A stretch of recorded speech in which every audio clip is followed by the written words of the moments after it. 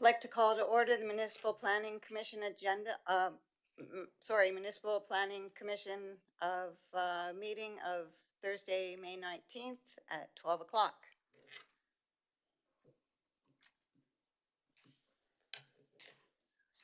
Everyone should have copies from the previous minute meetings from March. Oh, the agenda. Yes, sorry. Everyone should have a copy of the agenda for May 19th. Would anybody have anything to add to the agenda? Tony? If we could add 5.1, resignation Ryan Power. Fine. I just have a correction to the minutes. Okay. Or the Okay, agenda. we're not to sorry. the minutes yet. Yeah, We'll okay. do that in a second. All right. Okay, agenda's been accepted. We'll go on to the minutes from the previous meeting of March 24th. Any corrections? Art? I'm just showing as present and not Recording present. in progress. I've already talked to Antonia about it, sorting out. Okay, thank you. Tony? Yeah, just a correction under the motion. Where would it be? Third page. Sorry, second page. The motion I've made and seconded the same motion. It's not after the development permits. Pretty sure I seconded them. Okay, and then just ahead of that, there's a repeat there. One extension can be granted, may be granted for applications.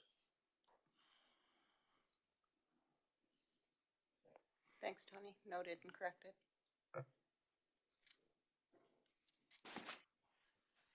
Could someone please bring in the business permits, which are attached? Did we move and second the minutes? No, we didn't. Could I get someone to? I'll move to accept the minutes. Okay. Previous thanks. meeting. Seconded. Oh, we need to approve the agenda first? Yeah. Okay, so I'll move to approve the agenda. Okay. Seconder, Tony?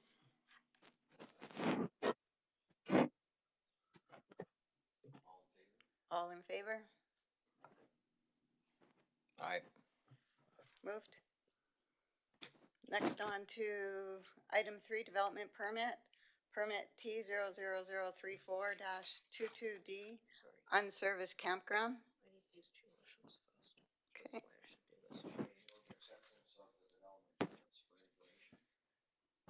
Could I get someone to accept? I'll move to accept the development permits for discussion. Okay. Seconded. I'll second. All in favor? Passed. Everything else? So that was this one. Sorry, I just need previous minutes. So we just did agenda with corrections. So We did previous minute. We did minutes. wonderful. Okay. Thank you. Okay, on the development permit. Tom, could you take this over? Okay, I'm going to, recuse yourself. I'm recusing myself on this because Tara's my neighbor. Okay. Development permit T0003422D, unserviced campsite. Antonia, could you? Yeah, thank you, Tom. So I shall introduce this. Tara, would you like to approach the guest speaker station there? There is your development permit application package in front of you. It does begin page 4. It's all your supported documentation, so you should recognize it, hopefully. Wonderful. And if you would like to speak, there is a little button to the left, and then your microphone should show in red. And then that will broadcast. We are broadcast on YouTube right now. So, sorry, I shall introduce if that's okay. Ms. Rosen is here introducing her property in Rosedale. The zoning is within the neighborhood district, but it is a much larger lot than we do typically see in the neighborhood district to be proposing to be an unserviced campground. So this includes your sort of porta potties rather than private sewage, large sort of the luxury glamping tents that are purchasable online, and then stations for fire pits, gravel parking areas, I believe, and then little hand washing stations. So this is very much an unserviced campground, if that's okay with me saying, rather than a developed campground, I suppose. If you'd like to speak as well. Yeah, so I am proposing this oh, sorry. I'm proposing this campground. I believe the area, my property actually in question, it's a much larger lot, as Antonia was mentioning. It is, I believe, just under 9 acres, very private. So I think it's a good location for that sort of privacy and that feel that I'm looking to go with, which is sort of that unserviced glamping. I was looking at using those canvas type tents, something that you see when they go on safari in Africa. And I wanted this to be approachable for those families that maybe don't have the money to come to town with a camper and go right to the campsite. So it is going to be unserviced. I want to keep the natural area very well maintained. We love the property. So yeah, basically they pull up with their necessities for a couple days, a cooler, some food items. I'm looking to put porta potties and hand wash stations. Again, nothing serviced, but just powered by hand, I guess, for the hand wash stations. And they can spend a couple days in the valley and really enjoy the true nature of it. And I feel the location is good because it's very secluded. So yeah, I'm not sure. This is my first time applying for anything like this. So if there's anything else you guys, any questions or anything else you want me to talk to, please let me know.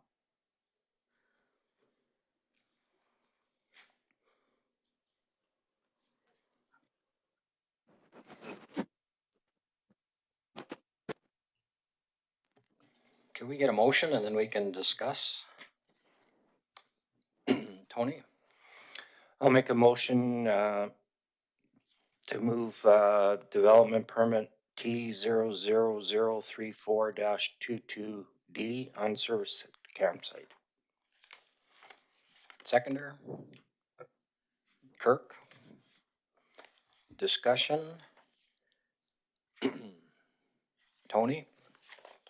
I just had one question on the application for development permit. Is there existing campground there right now? No, there is not. Okay, because it indicates existing use of the property as personal grazing / camping.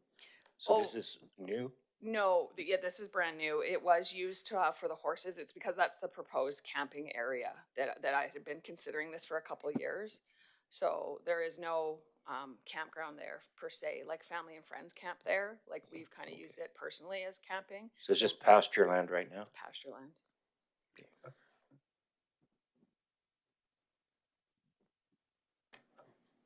Other questions? Comments? So I have a couple of comments. What's glamping?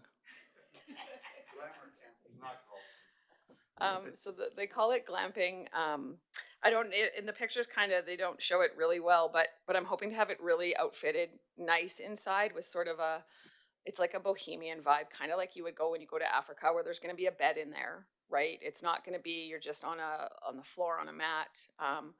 And a couple little like nightstands in there to put your stuff, something to hang up your clothes. So they call it glamping because I want it to have sort of that more safari type feel, I guess, on the inside, if that makes any sense. But it's not glamping for the fact that there's no running water and electricity. But I'm hoping that with the feel of the inside, it gives them sort of that luxury vibe. It's a mashup of glamorous camping. I think that's exactly. A bit of an oxymoron. Glamorous camping to me would be you're sitting there in your $800,000 motorhome. Now that to me is glamping. Okay, well I can adjust the description of it for the potential guests, but that's fine. Okay. That's fine. Just wondering, was there circulation on this? Yes, Tom, sorry, my apologies. So this was circulated to the fire department, and there was one concern raised that the larger fire trucks are unable to get down into the location, and that the sort of small brush fire vehicle is able to. But if there was a larger fire event, then that would be a concern. There was also a concern raised that there had been a fire there in the past, over the last couple of years, with in regards to the fire trucks being able to get onto site. I can speak to that. So I've had Wade out at the property actually twice, on an sort of related event. He was there for the horses, so he knows the property well. So there is one roadway leading down to the property, and his concern was that he'd like to see two roadways if we were to do a large scale campground. Like, this is something that we kind of, had sort of in the back of our minds for a little while. So because we were going with sort of no more than 10 to 12 sites, and they're going to be, there's not going to be a lot of vehicle traffic. It won't be big motorhomes trying to get out while the fire truck's going in now, is kind of what we were considering. His only suggestion was that we clear some sort of a path so that if they needed to, they could pump from the creek. So that was sort of where that was left. He just kind of came by and kind of looked everything over. There really isn't a way to put in two road accesses. So as far as that goes, from what I understand from his requirements, that would be a concern if you were to go with a large scale. Because of the size of the property, of course, you could eventually upgrade to a larger scale, which is not what I'm applying for right now. So, yeah, I'm just looking at the overhead picture, and there are buildings. So is Bruce saying that a fire truck couldn't get to those buildings either? I don't understand. Sorry, well, tragically, I actually had a horse that fell in a well in one of those buildings a few years ago, and they had to bring down a big crane truck. They were able to get it down there, but they had to trim some trees and stuff to get down there. I think from what I understood when I was talking with Wade, what his concern was is that if there was a number of RVs trying to escape the area because there was a fire, that getting the fire truck down at that same time would be difficult. We're not looking at doing that now. The property already does have roadways and gravel roadways. That was a shop. The property used to be owned by Ian and Gerda Sallows, and it used to be a garden grow operation. So that's what that shop is right there. And there is a well with access to water in it, but we covered it since that horse fell in there. Because that was another discussion with Wade about having a pump there for, but it's not really feasible because it's like a sandpoint well. It's not guaranteed water. Yeah. And also circulation of any of the neighbors? No, so it wasn't circulated before. However, there is a notice as prescribed in the land use bylaw placed, viewable from the road. I've seen it, and you did send me confirmation of that being placed as well. Yeah, I'm just thinking if, you have more traffic, very often neighbors will not like that. Yeah, so I will send out a notice of approval, with the appeal information to the adjacent neighbors as standard. And typically once an item is approved, I will send it out day after, hopefully before the mailman comes.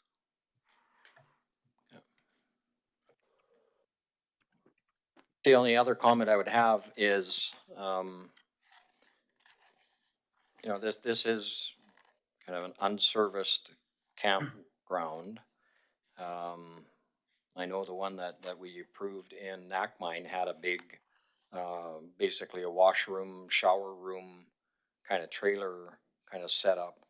Were you thinking of anything like that in the future, or?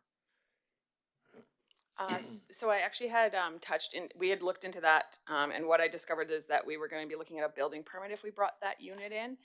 So we were sort of hoping to sort of start this very grassroots and not having to do building permits and all that. But I have now since discovered, me and Antonia had a talk actually earlier, that because the actual yurts are more than 100 square feet, we are going to be having to look at a building permit anyhow. So that is definitely something that is to be considered, as long as there's access. I know I've already discussed with Karen's portables to make sure that there is porta potties available, because I know there is a shortage of a lot of things. That washroom trailer was definitely something that I thought would be a great idea. I'll have to check in if the availability is still possible. Yeah, check, Vance at the Passion Play, those people, yeah, so you might want to check with him and see what they did. I don't think that the one that they got was all that expensive from what I remember, but that was a couple of years ago. Everything's more expensive now. Any other comments from anybody? Guess we can, just based on the concerns from the fire chief, we should put a condition in, if MPC is okay with it, just to require an emergency response plan, a written one, just so that everyone's familiar with what the plan would be in the event of an emergency there.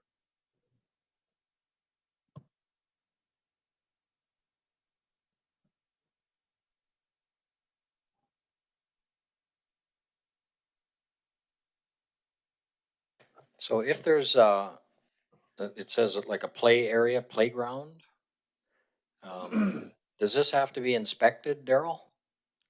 If it's a playground? It's a private playground. Yeah. Is that, so if it's a private one, I mean, it has to be inspected by, it has to be, the owner has to do the inspection to make sure. And really that, I would expect that would be part of an insurance question. That I don't think your insurance provider would want to know that it's been certified, no jagged edges and things like that. So, we would be able to put you in touch with who does the ones that the town looks after as well. So. And I guess my last comment would be, this is obviously floodplain for the Rosebud, would it not be? And part of the evacuation plan would deal with flooding, would it not? Yes, it would need to, yeah. And it is an acceptable use in the floodplain, floodway, a camping site, RV recreation, passive recreational like this would be okay. So is that why it's come to MPC? It's a discretionary? Yeah, it's a discretionary use in the neighborhood district. Yeah. Yeah. Okay. Any other comments? Art, go ahead. I just noted on here that the tent you're using is equipped with a chimney hole for a wood stove. Will you be intending to use a wood stove in this tent? No, that is an add-on feature if that's something we feel just with the space and it being confined and people that maybe you're not really perhaps. familiar with that. We didn't want to do that. So we were going to offer little fire pits outside of the tenting area within the appropriate away from the yurt. We did not want to go with, and it's going to be seasonal. So a lot of those yurts, they have those heat in them when they're doing later in the season or winter camping, but we were just going to literally operate during the summer months. Okay, thank you. Seasonal being, May to mid-September. We could say May to October. yeah. Okay.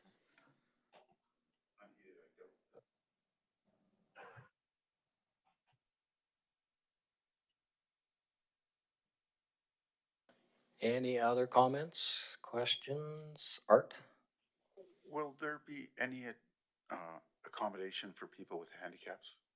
Like a yurt that's accessible? I would have to look into the requirements for the accessibility. The yurt doorways, I don't have the exact dimensions in front of me right now. I'm not sure what the handicapped, if it's 38 inches or exactly the regulations, but it's definitely wide enough for that. The terrain in the area, of course, makes it a little bit more difficult. We weren't looking to pave or do anything like that, so it is going to be natural terrain. I used to work for the Canadian Paraplegic Association, now the Spinal Cord Injury Alberta, and pavement isn't necessary. Okay. But if you want, I can suggest pathways for you and where to go to get more information on accessibility. And if you have your units accessible, you will find that they will flock to it because they don't have a lot of options. Okay. Great, thank you.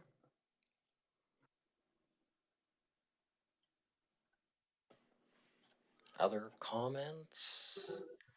If not, we have a motion. All in favor? Any objections? None? Carried? Thank you very much. Any comments from Devon, first of all, maybe before we finalize that? No, Tom, my only comment was similar to Daryl's. I thought it'd be good to see an emergency response plan as a condition. So with that added on, I think that's good. Forgot about you, Devon, because you're so quiet. No worries. Not like Daryl. Well, I could be quiet too.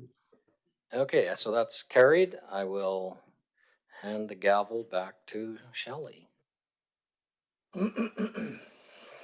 Thanks, Tom. We'll go on to item 4, Palliser Regional Municipal Services. Devin, do you have anything? No, we have no applications right now. Okay. And actually, I don't think we have any in the queue either. So it's a little bit quieter right Quiet. now for subdivisions and Drum. So are you saying you had nothing to do then, Devin? Is that what you're saying? Yeah, we got all sorts of free time. I have some grass over at my house. Yeah, I could come mow. Are you good at shingling? Actually, I have to do a few shingles that are missing on my new house, so that'll be what I'm busy with. So Okay, we'll move on to item 5, other discussion items. I guess just a note is that Ryan Power resigned from MPC, so we'll be advertising.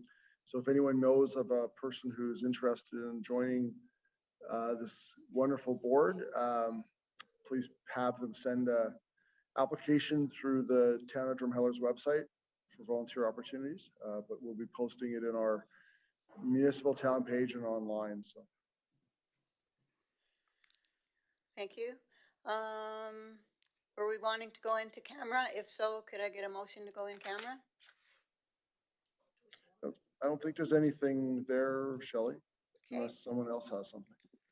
fine, then we'll go back to the next meeting date, which will be June the 2nd. So right now for June 2nd, we have 2 mobile vendor permit applications, one for a large scale ice cream truck and one for a youth ice cream truck. Or bike cart. So that one will be exciting. I think the youth in question is planning to attend, so it'll be a good meeting, I think. Perfect. We've had I some think before. Tony and I are in Regina, are we not? Oh, On the Thursday the 2nd? on Yeah. a golf trip? I think so. I think that's it. That's FCM. Oh, Yeah. okay. Do you want to change the date?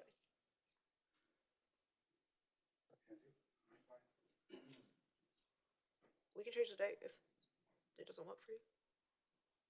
If you would like to come, we can change the date.